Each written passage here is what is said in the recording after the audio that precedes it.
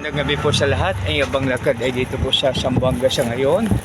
Galing sa Chris Hassel Leisure Inn.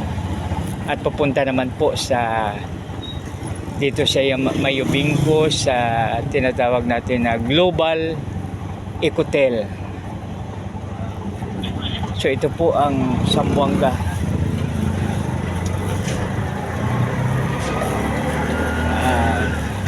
Kami ay pupunta po doon at saka dadaan po siya sa Putik Highway. So dito mga kaibigan, bukas pa po ang mga fast foods. So ito po ang Zamboanga, Ciudad de Zamboanga.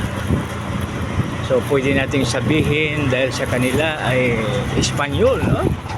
So pwede natin sabihin na buenas noches,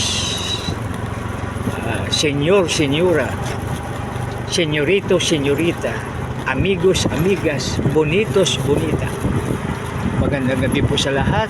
God bless us all.